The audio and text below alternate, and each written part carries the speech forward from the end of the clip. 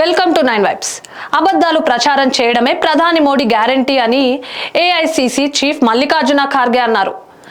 NDA 10 ఏళ్ల పాలనలో మోడీ కాంగ్రెస్ ను నిందిస్తూనే ఉన్నారని ఆయన మండిపడ్డారు.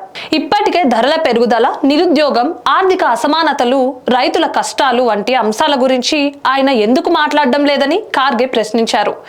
ఈ విషయాల్లో నరేంద్ర మోడీ ప్రభుత్వం పూర్తిగా విఫలమైందంటూ ఖార్గే ఆరోపించారు. అలాగే పార్లమెంట్ వేదికగా ప్రధాని మోడీ చేసిన ప్రసంగంపై ఆయన విమర్శలు గుప్పించారు. ఈ మేరకు ప్రధాని మోడీ పాలనలోని వైఫల్యాలను ఎత్తి చూపుతూ బ్లాక్ పేపర్ ను విడుదల చేశారు ఖార్గే. ప్రధాని నరేంద్ర మోడీ ఓబీసీగా జన్మించలేదని, గుజరాత్లోని తేలి కులంలో పుట్టారని కాంగ్రెస్ మాజీ అధ్యక్షుడు రాహుల్ గాంధీ ఆరోపించారు.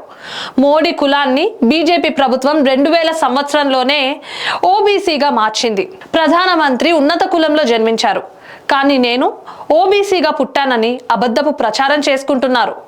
ఆ విషయం నాకు ఎలా తెలుసు అనుకుంటున్నారా?